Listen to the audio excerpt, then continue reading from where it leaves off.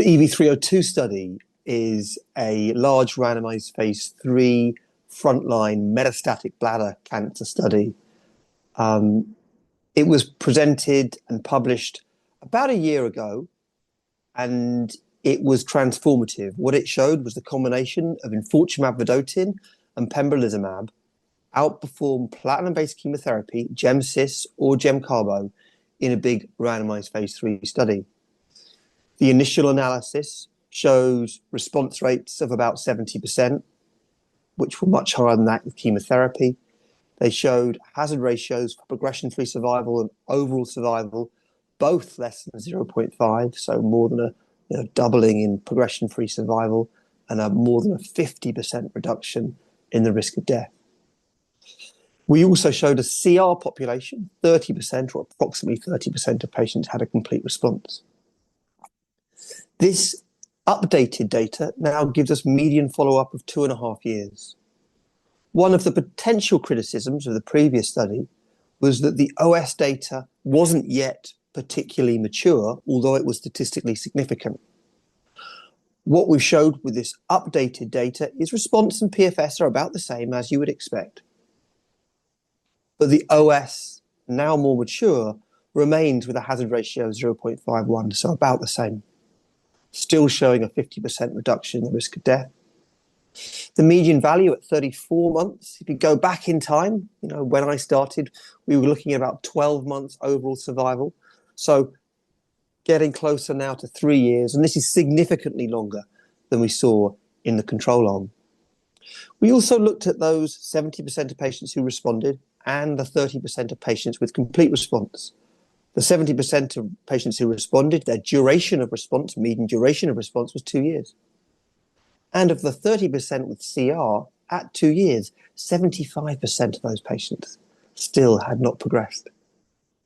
This is a huge difference from the way we used to treat bladder cancer.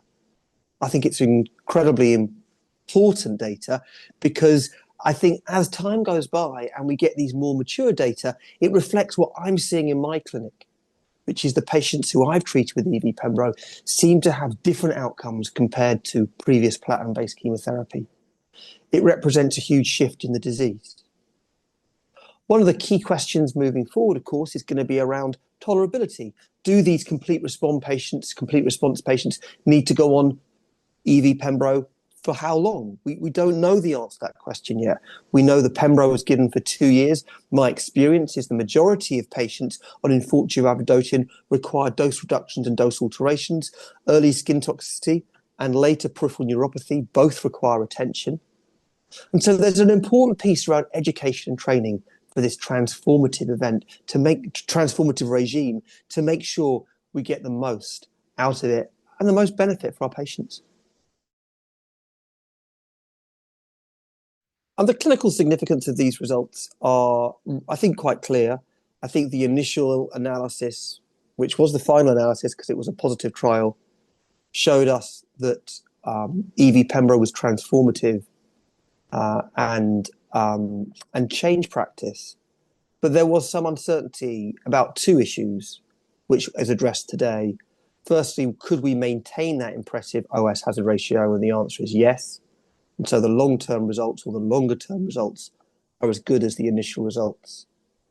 The second piece is that we now know more detail about that CR population and the responders, and they do exceptionally well compared to historical results.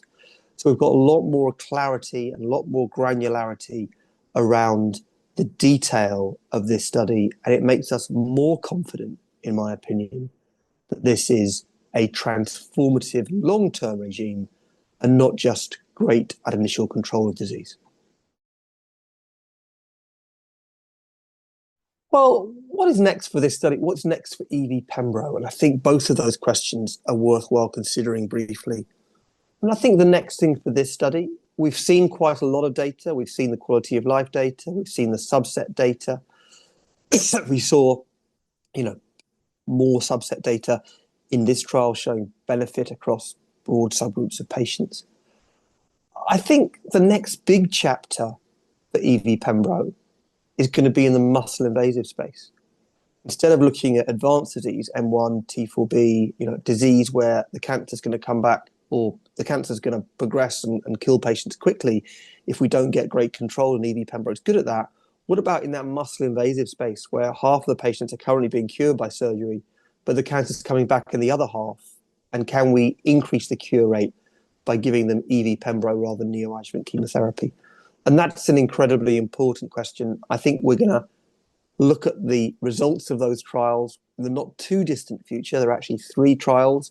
There's EV Pembro versus platinum-based chemotherapy, EV Pem in cisplatin eligible patients. There's EV Pembro versus cystectomy alone in ineligible patients. And then there's the Volga trial, durvalumab EV versus cystectomy. So that's 3 big randomized trials.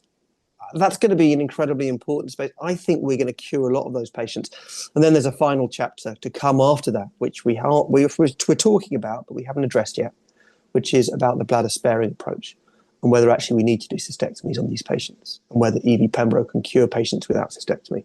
And that, I think, is super exciting.